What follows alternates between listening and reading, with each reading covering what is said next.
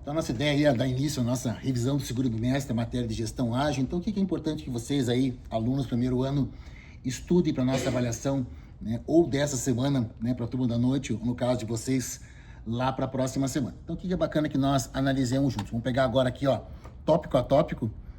Então, primeira parte importante para vocês, e acho que isso em algum grau nós já falamos, né, ao longo de todo o nosso semestre, né, com relação às nossas conversas, né, aquilo que eu denominei como tópico para vocês estudarem, né, as revoluções industriais e a evolução dos modelos gerenciais. Então, o primeiro ponto importante para vocês anotarem, muito embora também esteja aqui no texto, é o seguinte, né, quando você fala de revolução industrial, e era bacana que vocês anotassem, depois você também encontra esse, né, trecho aqui no texto, a revolução industrial, ela pressupõe uma mudança empírica, jovens, prática, concreta, né? Como o próprio nome fala assim, revolução industrial, aí de fato você vê o surgimento de novas tecnologias que geram uma disrupção. Nós vamos depois comentar, né, os 4 modelos lá de inovação, que também você tem que estudar para a nossa avaliação, mas tenha isso muito claro. Quer dizer, a principal distinção entre um modelo de gestão ou modelo gerencial e a revolução industrial, qual que é? Professor, a revolução industrial eu vejo na prática.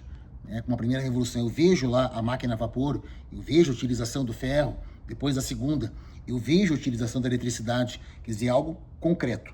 Né? Já o modelo gerencial, uns comentários ali, Fordismo, né, Toyotismo, agora logo na sequência, não que ele não apresente resultados concretos, mas ele é mais uma leitura da realidade com o objetivo último do quê? Isso é bacana vocês anotarem. Todos os modelos gerenciais, jovens, sem exceção, desde o primeiro, quando nós começamos lá, né, com o Taylorismo, até o modelo mais contemporâneo hoje, que é a gestão ágil, todos eles, aí eu queria que vocês anotassem, têm por finalidade última a otimização dos resultados. Então, por que você tem uma evolução, professor, dos modelos gerenciais? Se todos eles, em algum grau, querem, né, gerar uma otimização dos resultados.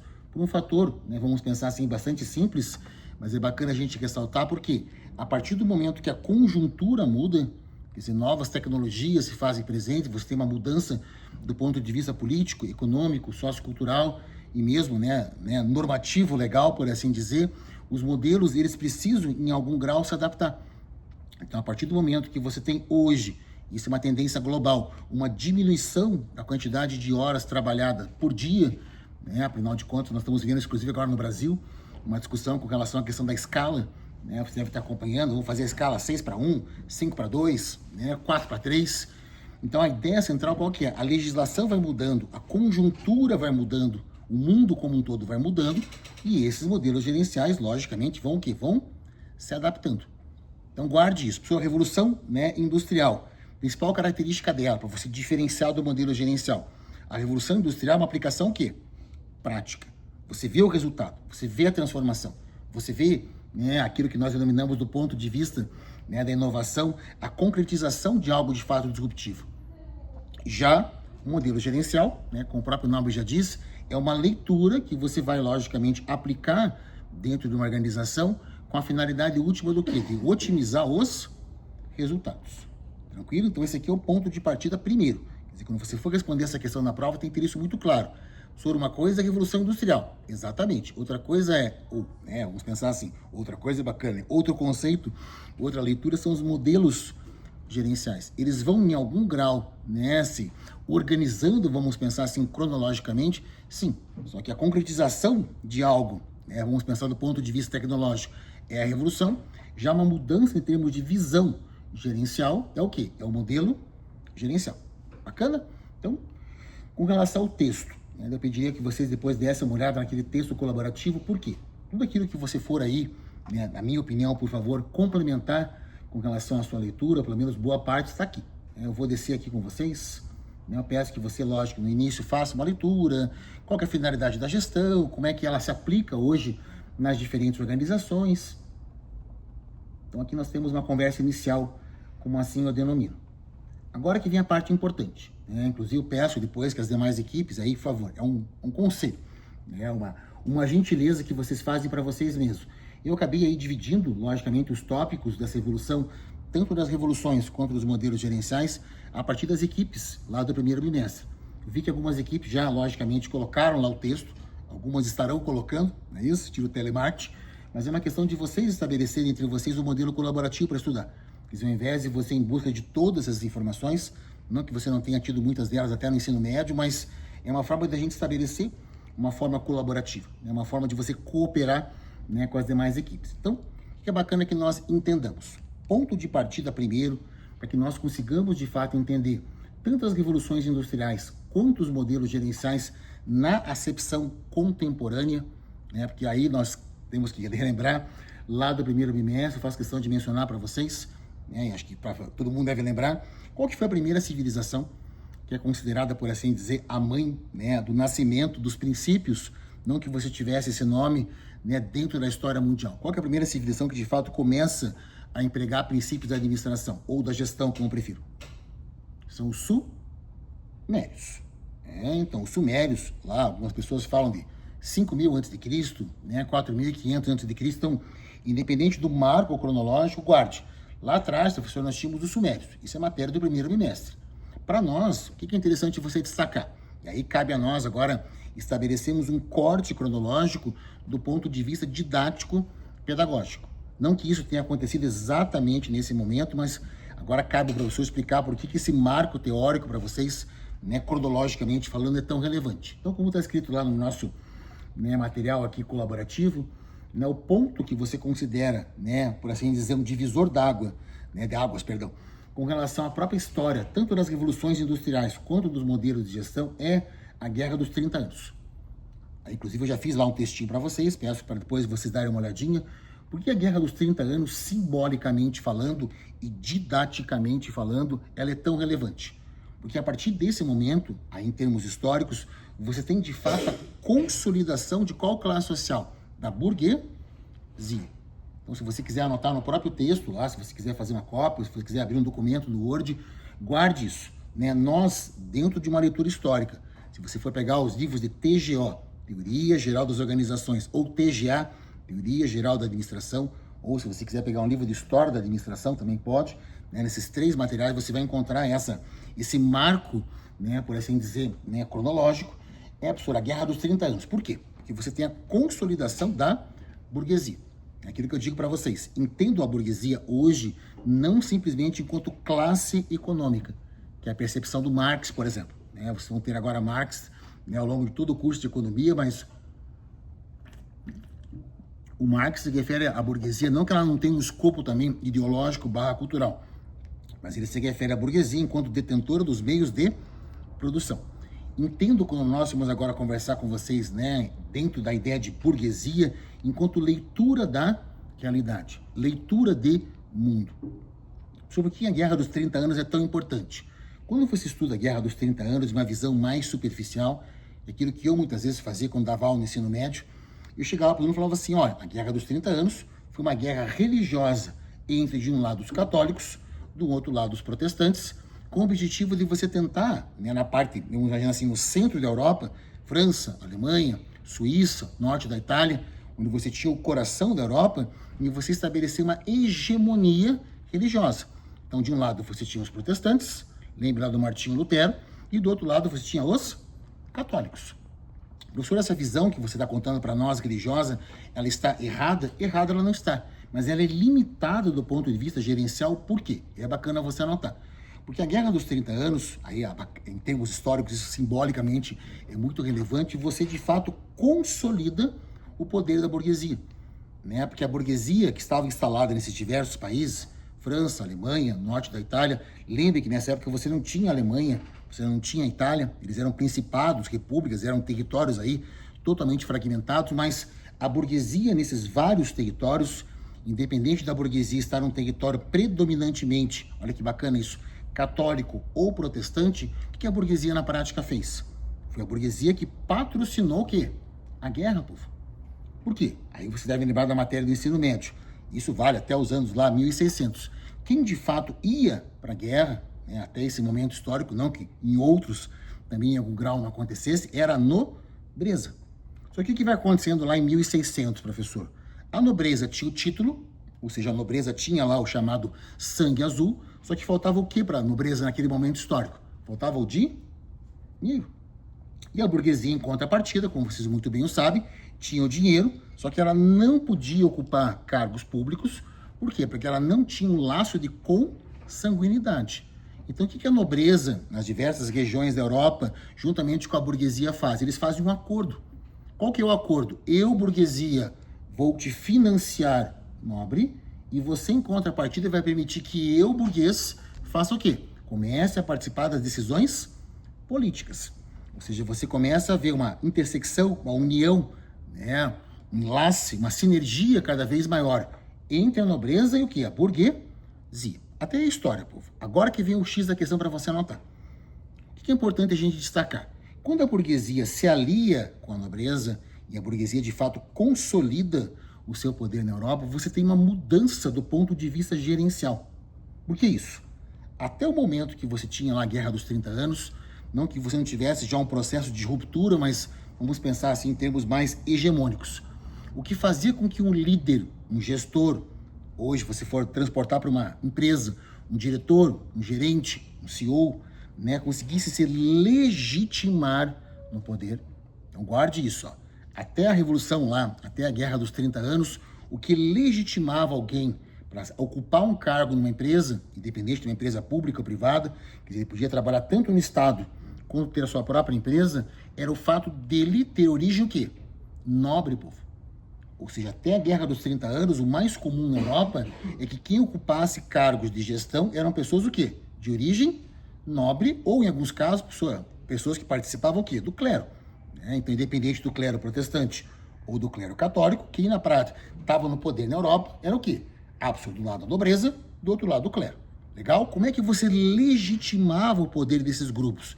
Esses grupos, dentro da acepção que havia até então na Europa, da ideologia reinante, qual que era? Que tanto o nobre quanto o clérigo ocupam um cargo de poder, por quê? Aí cabe você lembrar da matéria do ensino médio. Porque dentro de uma acepção religiosa, pouco importa, católica ou protestante, qual que era a leitura hegemônica? Por que o nobre e o clérigo deveriam ocupar o poder e não o burguês, povo? Porque era vontade de Deus.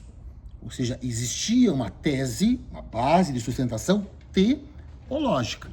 Ou seja, se eu sou nobre e se eu sou clérigo, eu estou no poder, eu estou numa posição de gerente, de diretor, independente da empresa, porque isso é vontade de Deus.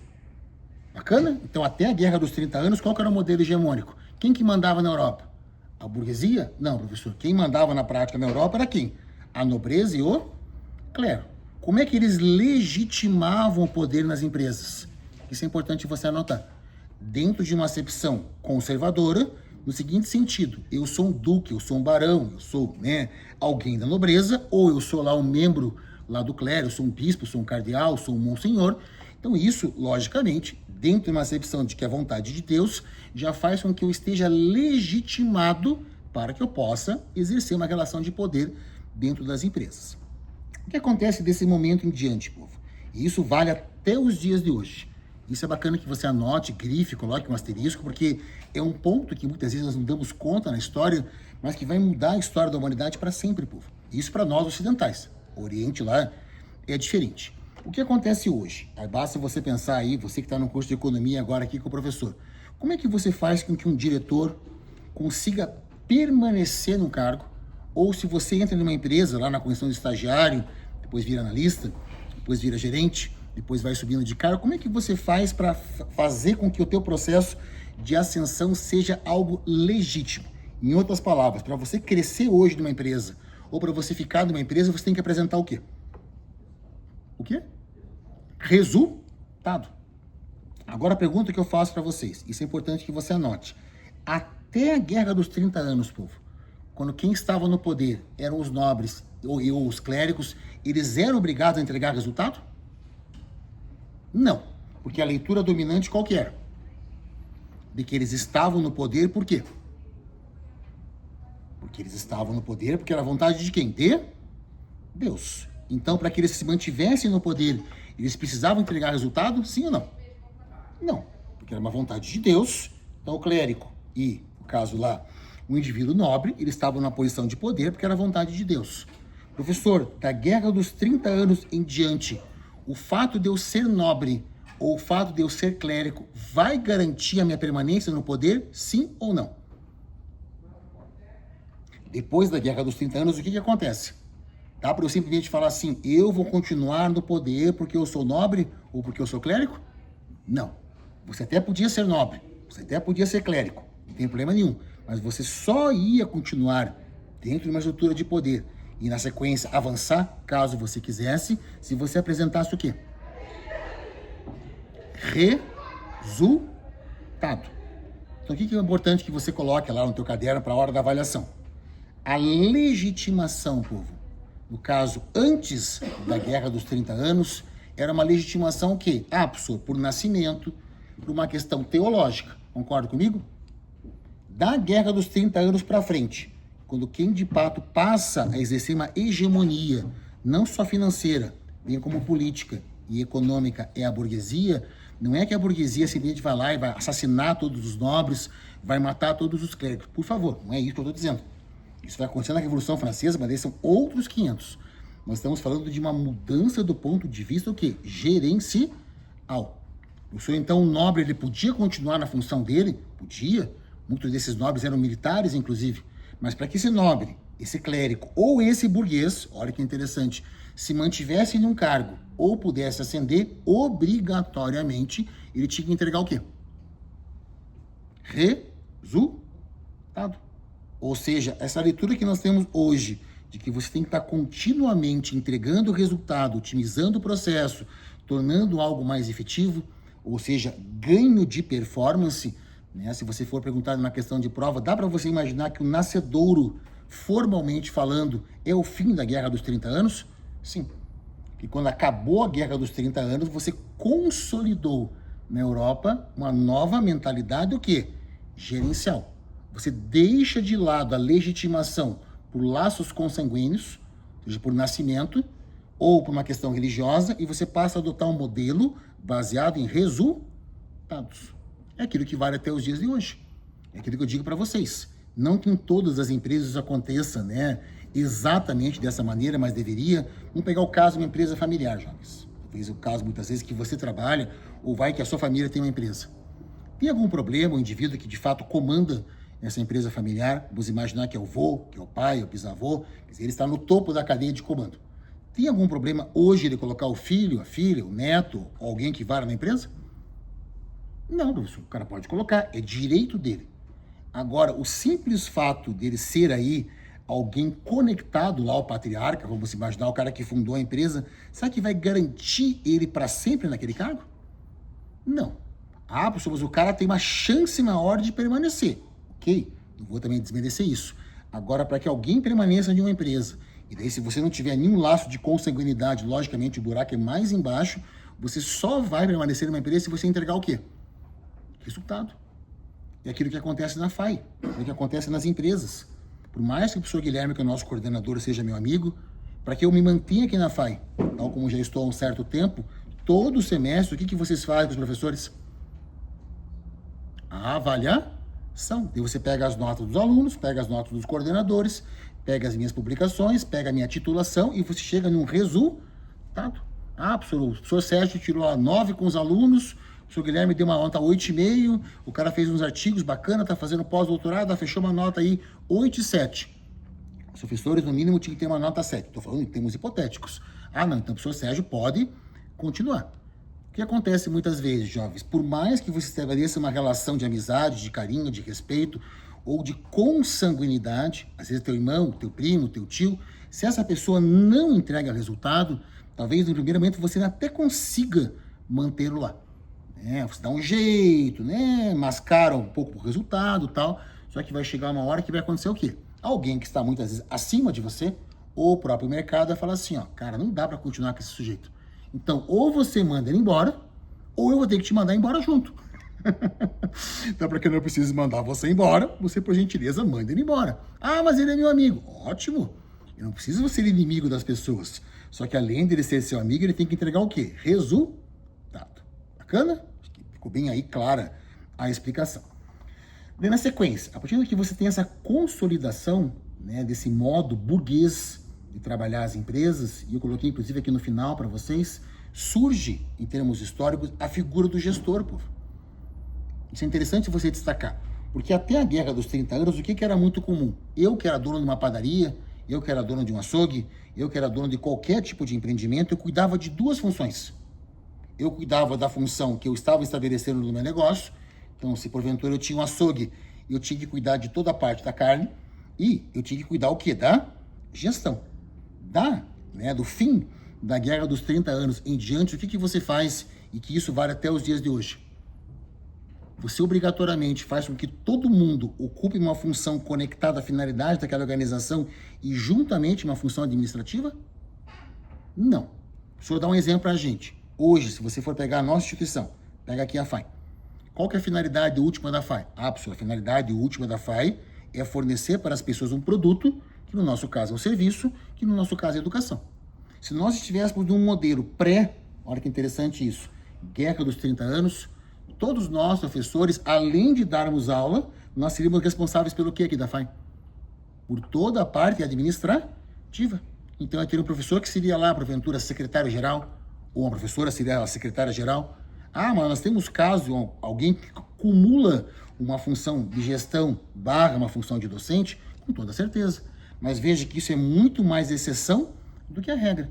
Professor, quem acumula uma função simultaneamente de professor com gestão? São os coordenadores. Então veja, de todo o curso de economia, olha que bacana, o único indivíduo que simultaneamente é responsável por uma questão de gestão e também da aula é o nosso quê? Coordenador. Só que diferentemente desse que vos fala, o professor Guilherme, ao longo da semana, ele dedica quantas horas para a sala de aula? 4. Professor, é muito pouco. Não é que seja muito pouco, porque as outras 36 horas que, no mínimo, ele trabalha, ele é cobrado pelo quê?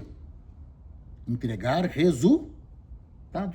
Então, o que acontece na prática? Como eu, muitas vezes, conheço muito da minha área, eu sou um excelente cozinheiro, um excelente açougueiro, um excelente lá, imaginar que eu trabalho com a produção de bebidas, eu tenho uma vinícola, eu conheço muito do ponto de vista técnico.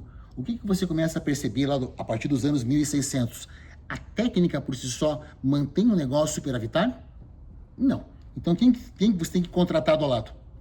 Um gestor. Esse gestor ele tem que conhecer pelo menos o básico do teu core, com toda certeza. Agora, quem vai conhecer do core da tua empresa, muitas vezes é você. Por que você vai chamar um gestor, professor? Porque talvez ele não conheça tanto do teu negócio, mas ele conhece do quê? O que o gestor conhece, povo? Conhece formas de você aumentar continuamente a performance, com a finalidade de entregar resultado. Aí que você começa a entender. Professor, mas o CEO de uma empresa de informática virou agora, recentemente, CEO de uma empresa de alimentos. Como é que pode isso? Se você for pensar, não que isso seja o quadro geral, por que muitas empresas acabam contratando CEOs de uma área que não necessariamente é a sua área mãe? Eu tenho lá uma empresa de alimentos, eu estou vendo que meu negócio está indo para o buraco, eu vou lá e contrato um CEO de uma empresa de tecnologia. Por que as empresas, muitas vezes, em alguns casos, fazem isso? Porque a finalidade desse CEO é fazer o quê, meninos? Ele vai trabalhar o quê? Ele vai produzir lá o sanduíche, vamos imaginar o McDonald's? Não, professor. Ele vai trabalhar o quê? A gestão, planejamento estratégico, a visão de negócios. Então, esse fato de você conhecer lá planejamento estratégico, visão de negócio, modelos gerenciais, não que isso vai acontecer da noite para o dia, por favor. Ele também tem que ter lá um pezinho na função da organização.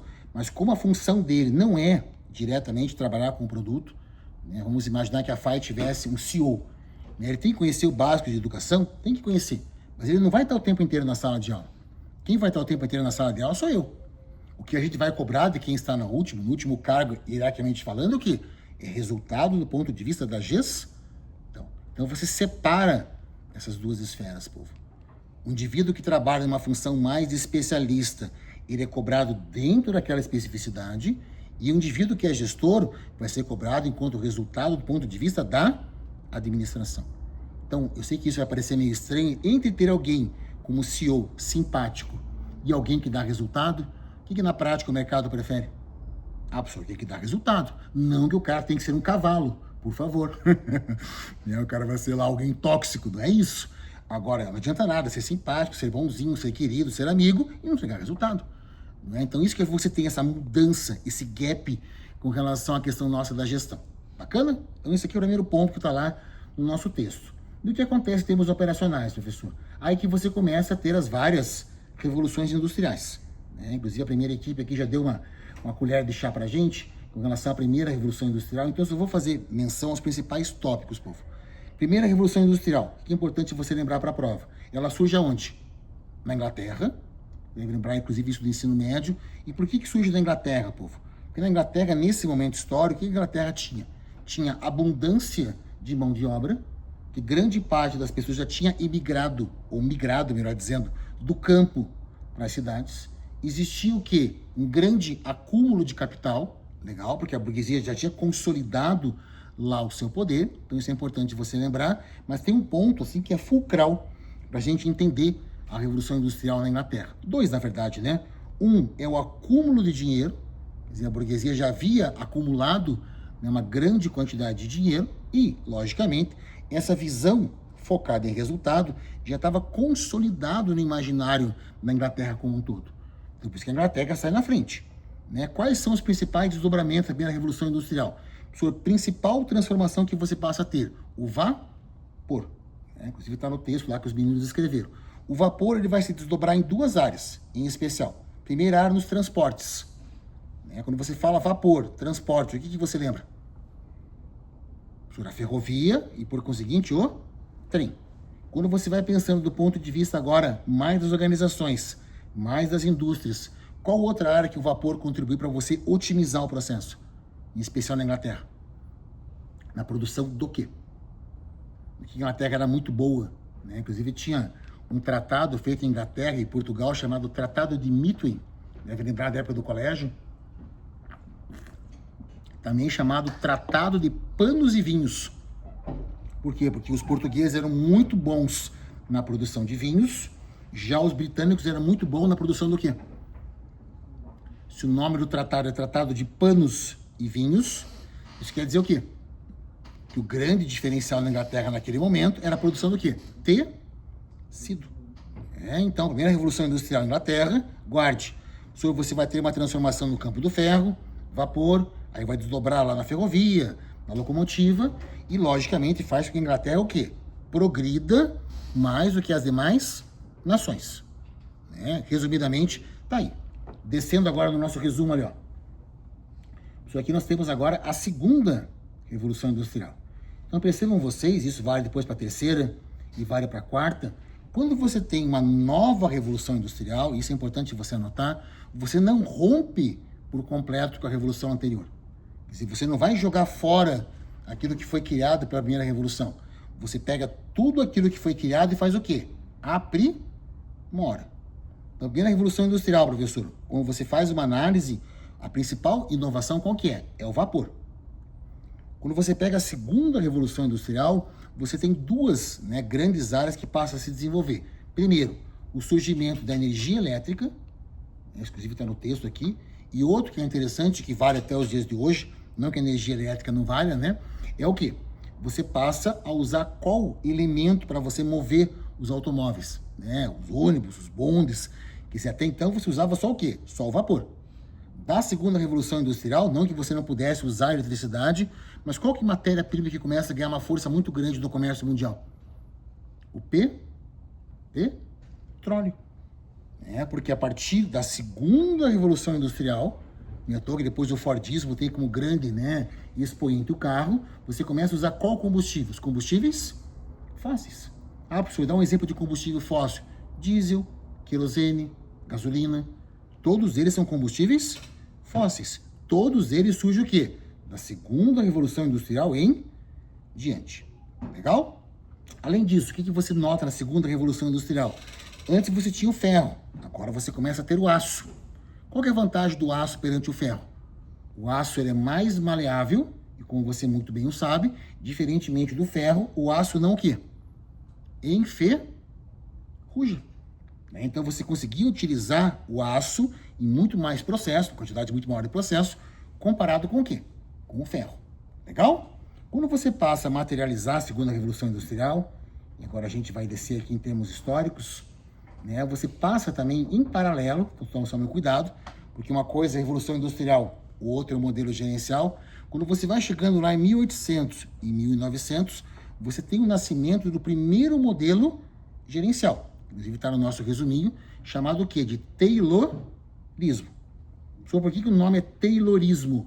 Acho que o próprio termo, né, fala por si só, porque quem desenvolveu esse modelo, né, esse método, era um indivíduo que denominado, chamado de Taylor.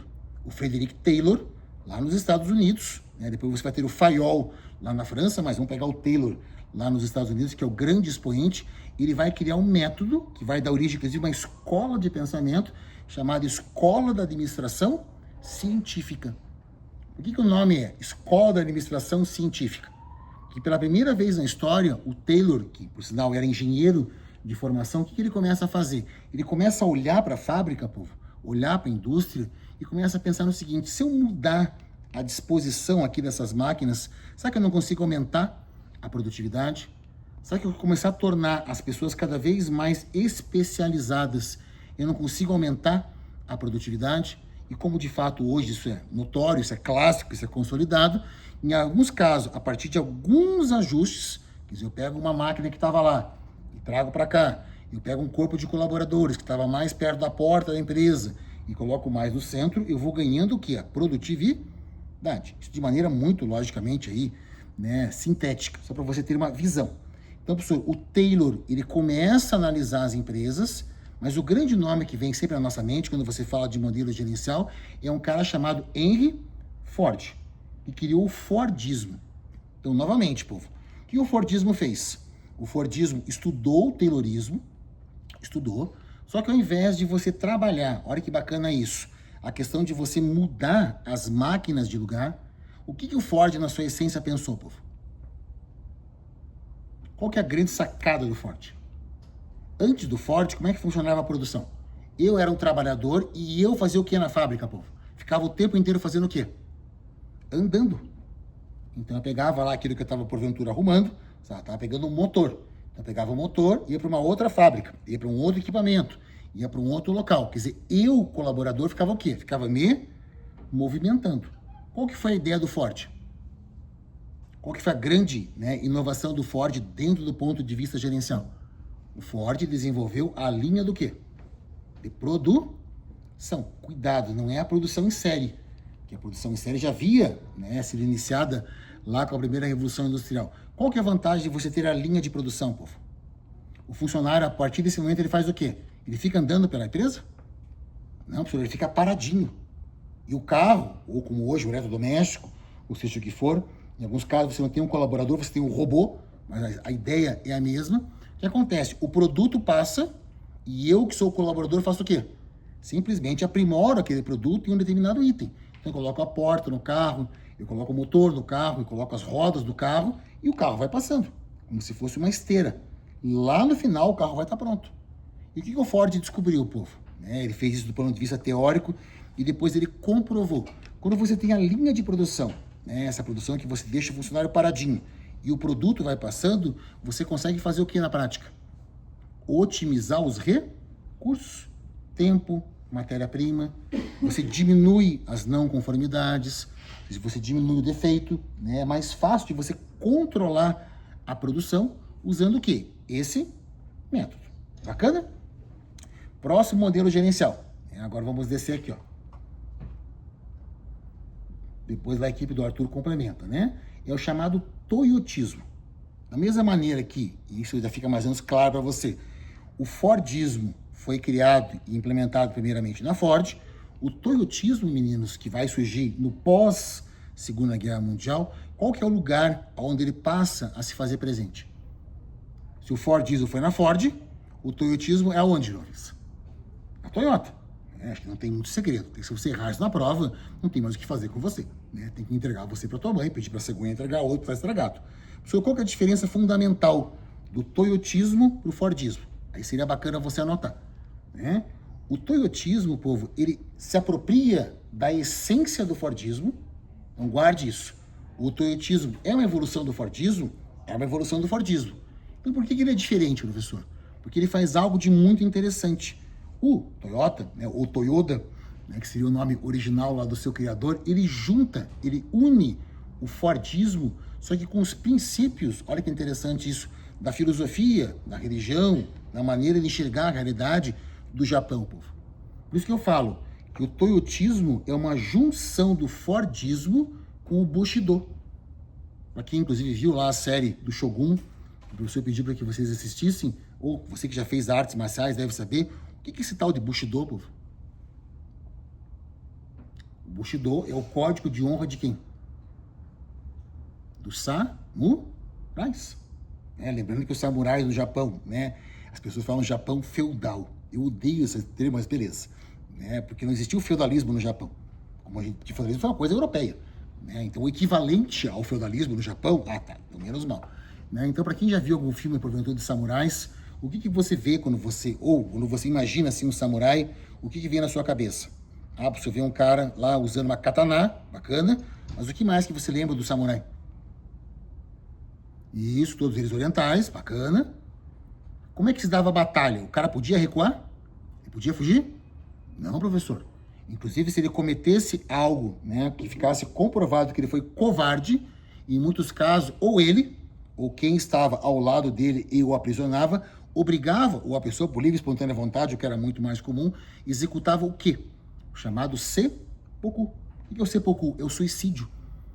Porque a pessoa se considerava desonrada. Isso aparece nos filmes, isso aí não é invenção. Isso faz parte da história japonesa. Então, o que o cara fazia? O cara pegava a própria espada e fazia um triângulo aqui no abdômen, e se suicidava. Professor, por que o cara se suicidava? Porque dentro do código do Bushido, a pessoa não podia recuar, a pessoa não podia trair. Então, tinha uma série de regras que a pessoa devia seguir de maneira estrita. A figura de respeito ao daimyo. Daimyo é o senhor. Dentro de uma relação hierárquica. Então, o que na prática o Toyotismo faz? Ele une, povo. Isso é bacana você anotar. De um lado, o Fordismo, bacana. Só que do outro lado, o quê? A cultura oriental.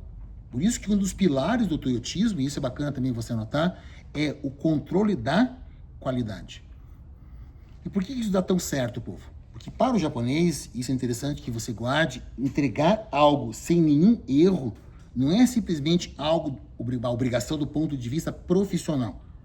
Eu, colocando hipoteticamente na condição de japonês, quando eu cometo uma falha, além de eu estar, logicamente, infringindo uma norma técnica, uma norma profissional, eu indiretamente estou cometendo o quê? Algo do ponto de vista moral. Ou seja, quando eu cometo um erro, eu tinha que entregar um carro da maneira X, entreguei um carro lá com defeito, com 2 defeitos, com 3 defeitos, dentro da concepção deles, povo, também era o quê? Era uma falha do ponto de vista moral. Quer dizer, eu não havia me dedicado, eu não era um indivíduo disciplinado, então eu tinha que ser punido de alguma maneira. Em casos, logicamente, mais radicais, acontecia lá o seppuku. Hoje, no Japão, óbvio, as pessoas não ficam lá se suicidando à torto e à direito, mas essa cultura de que você associa a não conformidade a uma questão moral é muito forte no Toyotismo. Por isso que a ideia de qualidade total vai surgir aonde? No Toyotismo. Bacana? Professor, agora vamos chegando lá em 1960, aproximadamente. Legal? Legal. O que vai acontecendo nessa época, professor? Acontece a chamada Terceira Revolução Industrial. Então lembre lá, primeira Revolução 1700, segunda Revolução 1800, agora a Terceira Revolução Industrial, ela vai acontecer aproximadamente quando? Em 1960, 1965, as pessoas acabam, os autores, não todos eles terão exatamente a mesma opinião, mas se você colocar na prova, professor, anos 60, tá valendo? Tá valendo. Qual que é a principal mudança? Vamos lembrar junto. Primeira Revolução Industrial, professor, vapor, ferro. Segunda Revolução Industrial, o que você passa a usar? Petróleo e, o que mais? Energia elétrica. A Terceira Revolução Industrial, que vai acontecer nos anos 60 em diante, ela é uma revolução nas telecomunicações. É quando você passa a ter o satélite, é quando você passa a ter o radar, Quer dizer, toda uma série de transformações que hoje nós estamos aí em algum grau presenciando, transmissão ao vivo na televisão, todas essas transformações são fruto do quê? Da Terceira Revolução Industrial. E a Terceira Revolução Industrial, caso um dia você queira estudar isso mais a fundo, além de, logicamente, você ter um componente conectado à questão da efetividade, e você tornar os processos mais efetivos, como eu estava dizendo, ela tem um outro pano de fundo que cabe a nós também destacarmos, que era a Guerra Fria, povo. Ou seja, além de você estar constantemente aí buscando a eficiência, né, ao longo dos processos, e isso imagino que você aprendeu no ensino médio, o que existia na Guerra Fria, povo? De um lado tinham lá os países alinhados com a União Soviética e do outro lado alinhado com quem? Com os Estados Unidos. Ou seja, existia uma pressão maior, inclusive nessa época, para você entregar resultado, por quê? O bloco socialista e o bloco capitalista, eles ficavam o tempo todo fazendo o quê? Disputando uma hegemonia global. Ah, professor, essa hegemonia era disputada em alguns casos em guerras, guerra da Coreia, guerra do Vietnã, ok. Mas em paralelo, o que os russos e os norte-americanos ficavam competindo? Ah, professor, com as novas tecnologias. Tanto que qual que foi a primeira nação a mandar um homem para o espaço? Ah, foram os soviéticos. Ah, professor, depois lá, né? Quem foi a primeira nação a mandar um homem para a Lua? Ah, foram os norte-americanos. Então existe, como pano de fundo da terceira revolução industrial, o quê? A Guerra Fria. Bacana? E para nós terminarmos já com relação às revoluções industriais e aos modelos gerenciais, qual que é a última revolução industrial? Depois eu vou explicar lá a quinta, porque ela não é, né, por assim dizer, consolidada. Nem todos concordam. Sobre a quarta revolução industrial, bacana, também chamada de revolução digital. Qual que é a grande inovação? Essa você sabe. Né? Se o nome da quarta revolução industrial também é revolução digital, qual que foi a grande, né, abre aspas, inovação? Foi a internet. Ou se você quiser usar o nome cyberespaço, também está valendo. Então tudo que hoje a gente fala de digital, virtual, cyberespaço, né, tudo que tem conexão com o ambiente, né, que a gente usa aí, né, conectado a bits e bytes, como eu sempre digo, está ligado à quarta revolução industrial. Professor, você já colocou mais 2 modelos gerenciais aí. Exatamente. O primeiro deles é chamado gestão Lean, ou gestão enxuta, né, que é um modelo que você passa a ter uma hegemonia, vamos colocar lá, a partir dos anos 2000, e caso um dia você queira ler, o grande, né, expoente desse modelo gerencial é um livro de um cara chamado Eric Rice, né, um dia você quiser ler, chamado A Startup Enxuta. Então, o que é uma questão de você ser enxuto? Aí cabe a você agora pensar com o professor, o que é um processo enxuto, povo? O que é uma coisa enxuta? A gente fala de lean ou enxuto. É quando eu vou reduzindo os gastos até o ponto que eu consigo otimizar algo de maneira que eu perceba assim, não tem mais como eu conseguir um ganho especificamente aqui com relação a esse processo. Né? Tanto que se vocês forem ler lá depois, né, a própria questão da gestão Lean, né, a gestão enxuta, a startup enxuta, o Rice fala muito disso. Né? Porque algumas startups acabam, infelizmente, quebrando. Porque a startup não trabalha com viabilidade financeira. E ninguém vive de amor, povo. Chega uma hora que tem que entrar o quê? Tem que entrar dinheiro. E o que acontece hoje, né, professor? Por que hoje o nosso modelo aí mais contemporâneo, mais atual e que, logicamente, dependendo do negócio, deveria ser aplicado com mais intensidade é a gestão ágil. Qual que é a grande diferença da gestão ágil para a gestão Lean? Isso é importante que você anote. Eu sei que muitos de vocês vão depois trabalhar em startup, eu já trabalho em startup, mas o que você nota é que a grande diferença da gestão Lean para a gestão ágil é que a gestão ágil trabalha por ciclos curtos. Ou seja, a ideia hoje da gestão ágil, além de você ter modelos mais flexíveis, você permitir que o cara faça lá home office, você trabalhar por resultado, que quer queira ou que não, já era em algum grau dito pela gestão Lean, ou seja, pela gestão enxuta, a grande diferenciação, e depois quando você estiver no 7º período, vão aprender lá as metodologias como Scrum, Kanban, Kaizen, né, todas essas que estão na moda hoje em dia, todos os modelos hoje que trabalham gestão ágil, do ponto de vista do planejamento estratégico, trabalham ciclos cada vez o que? Mais curtos. E aí pergunta para a gente concluir essa etapa da nossa revisão. Por que ciclos cada vez mais curtos? Porque chegou-se à conclusão, isso no contexto pós-revolução digital, que o mundo ele não só está mudando cada vez mais, como as mudanças estão acontecendo no ritmo cada vez o que? Mais rápido, povo. Então, muitas vezes, e não que no passado estivesse isso errado, povo, por favor, é uma questão de você mudar o teu mindset. Hoje, em alguns casos, o que você pensa? Será que vale a pena, de fato, montar, estruturar um planejamento para aqui 10 anos? Ah, professor, é interessante você ter um norte. Agora, você é obrigado, em algum grau, a manter esse planejamento vigindo exatamente como você planejou durante esses 10 anos? Não. Então, o que você faz? Você monta um macro processo, olha que interessante isso, só que você trabalha com ciclos o quê? Cada vez mais curtos.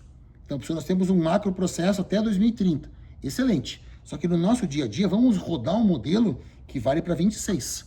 Se esse modelo der certo, ok, vamos manter para 27. Se a gente perceber que, por qualquer razão, esse modelo não está entregando aquilo que a gente havia originalmente previsto, o que a gente faz? A gente cancela esse modelo, aprende com os nossos erros e faz o quê? Dá uma nova, uma nova girada com relação ao processo produtivo, dá mais uma lapidada e lançamos o modelo 27. Ah, professor, o modelo 27 agora está 98% bacana. Ótimo, vamos lançar um outro modelo em 28.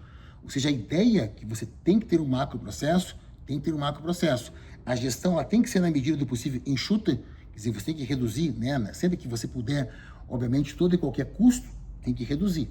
Só que na hora de você colocar isso na prática, povo, anote, grife, né? Deixe isso bem claro no teu caderno.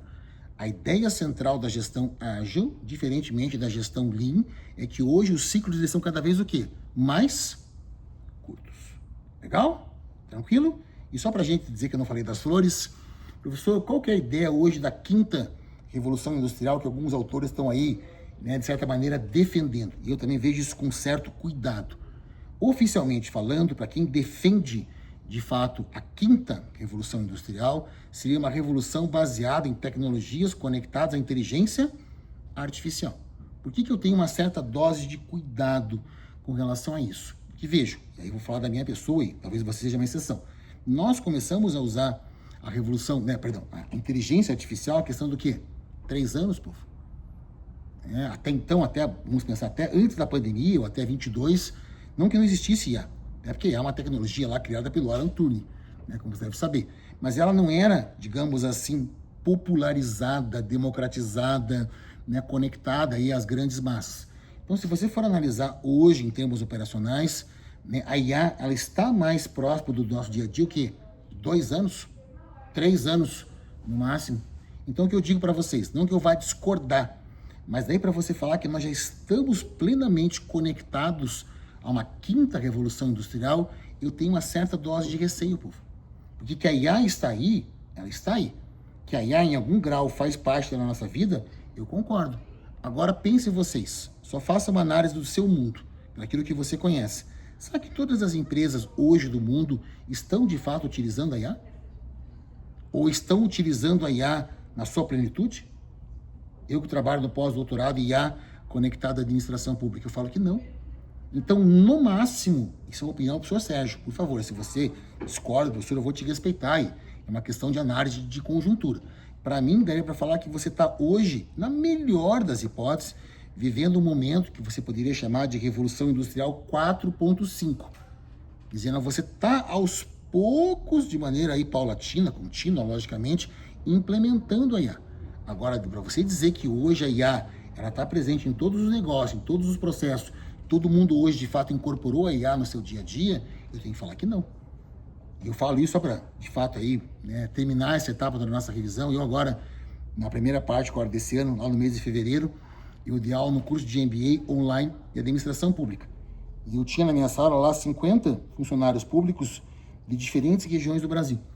E eu cheguei super empolgado, falei, não, vou pegar aquilo que eu estou usando no pós-doutorado, implementar aqui para esse povo. E eu fiquei assustado, povo, em torno assim de uns 70% desses alunos, e não é culpa deles, até porque muitos deles não são assim, funcionários de grandes capitais ou de grandes centros econômicos. Os caras, vamos pensar assim, de uma escala de 0 até 10, e estavam assim com relação à utilização no nível 1 de IA, povo. Então você fica muitas vezes chocado, você pensa assim, não, mas hoje em dia IA todo mundo usa. Grok, Copilot, ChatGPT, isso aí, professor, nós aqui numa faculdade usamos, concordo. Agora, se você sair dos grandes centros aqui no Brasil e começar a caminhar em cidades de pequeno, de médio porte, ou mesmo empresários que não têm um conhecimento tão avançado, será que esses caras estão de fato usando a IA? Não estão, povo. Então, por isso que eu digo, quem está usando hoje a IA, por mais que ela tenha sido democratizada, é uma elite. É um conhecimento elitista, é uma técnica que, muito embora esteja disponível, ela é uma técnica elitista. Por isso que eu falo, ó, falar que hoje tem uma quinta revolução industrial, para mim, particularmente, eu acho isso muito otimista. Mas se você acha que tem empresas do mundo todo usando e todo mundo, de fato, está usufruindo da IA tal como devia, eu vou te respeitar. Eu não concordo, mas tem gente que fala isso, então quem sou eu, professor Sérgio, para dizer que esses outros autores estão errados? Legal? Vou agora